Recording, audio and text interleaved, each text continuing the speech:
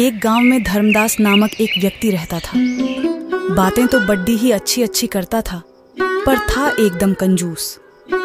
कंजूस भी ऐसा वैसा नहीं, बिल्कुल मक्खी चूस। चाय की बात तो छोड़ दो, वह किसी को पानी तक के लिए नहीं पूछता था। साधु संतों और भिखारियों को देखकर तो उसके प्राण ही सूख जाते थे कि कहीं कोई कुछ मांग न बैठे। एक दिन उसके दरवाजे पर एक महात्मा आए और धर्मदास से सिर्फ एक रोटी मांगी। पहले तो धर्मदास ने महात्मा को कुछ भी देने से मना कर दिया, लेकिन तब वह वहीं खड़ा रहा तो उसे आधी रोटी देने लगा। आधी रोटी देखकर महात्मा ने कहा कि अब तो मैं आधी रोटी नहीं, पेट भरकर खाना खाऊंगा। इस पर धर्मदास ने कहा कि अब वह कुछ नहीं देगा। महात्मा रात भर चुपचाप भूखा प्यासा धर्मदास के दरवाजे पर खड़ा रहा। सुबह जब धर्मदास ने महात्मा को अपने दरवाजे पर खड़ा रहा देखा तो सोचा कि अगर मैंने इसे भरपेट खाना नहीं खिलाया और यह भूख प्यास से यहीं पर मर गया तो मेरी बदनामी होगी। बिना कारण साधु की हत्या का दोष लगेगा। धर्मदास ने महात्मा से कहा कि बाबा तुम भी क्या याद करोगे, आओ पेट भरकर खाना खा लो। महात्मा भी कोई ऐसा वैसा नहीं था। धर्मदास की बात सुनकर महात्मा ने कहा कि अब मुझे खाना नहीं खाना, मुझे तो एक कुआं खुदवा दो। लो, अब कुआं बीच में कहां से आ गया? धर्मदास ने साधु महाराज से कहा। रामदयाल ने कुआं खुदवाने से साफ मना कर दिया। साधु महाराज अगले दिन फिर रात भर चुपचाप भूखा प्यासा धर्मदास के दरवाजे पर खड़ा आ रहा। अगले दिन सुबह भी जब धर्मदास ने साधु महात्मा को भूखा प्यासा अपने दरवाजे पर ही खड़ा पाया तो सोचा कि अगर मैंने कुआं नहीं खुदवाया तो यह महात्मा इस बार जरूर भूखा प्यास मर जाएगा और मेरी बदनामी होगी। धर्मदास ने काफी सोच विचार किया और महात्मा से कहा कि साधु बाबा, मैं तुम्हारे लिए एक कुआं खुदवा देता हूँ और इससे आगे अब कुछ मत बोलना।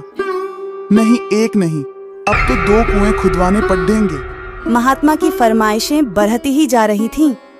धर्मदास कंजूस जरूर था, बेवकूफ नहीं। उसने सोचा कि अगर मैंने 2 कुएं खुदवाने से मना कर दिया तो यह 4 कुएं खुदवाने की बात करने लगेगा। इसलिए रामदयाल ने चुपचाप 2 कुएं खुदवाने में ही अपनी भलाई समझी। कुएं खुदकर तैयार हुए तो उनमें पानी भरने लगा। जब कुओं में पानी भर गया तो महात्मा ने धर्मदास से कहा, 2 कुओं में से एक कुआं मैं तुम्हें देता हूँ और एक अपने पास रख लेता हूँ। मैं कुछ दिनों के लिए कहीं जा रहा हूँ, लेकिन ध्यान रहे मेरे कुएं में से तुम्हें एक बूंद पानी भी नहीं निकालना है। साथ ही अपने कुएं में से सब गांव वालों को रोज पानी निकालने देना है।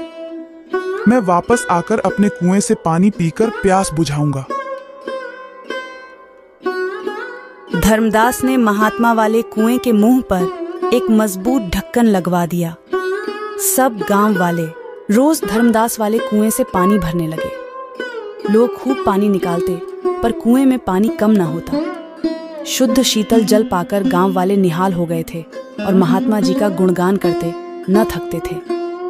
1 वर्ष के बाद महात्मा पुनः उस गांव में आए और धर्मदास से बोले कि उसका कुआं खोल दिया जाए। धर्मदास ने कुएं का ढक्कन हटवा दिया। लोग यह देखकर हैरान रह गए कि कुएं में एक बूंद भी पानी नहीं था। महात्मा ने कहा, कुएं से कितना भी पानी क्यों न निकाला जाए, वह कभी खत्म नहीं होता, अपितु बढ़ता जाता है। कुएं का पानी न निकालने पर कुआं सूख जाता है, इसका स्पष्ट प्रमाण तुम्हारे सामने है। और यदि किसी कारण से कुएं का पानी न निकालने पर पानी नहीं भी सूखेगा तो वह सड़ अवश्य जाएगा और किसी काम में नहीं आएगा।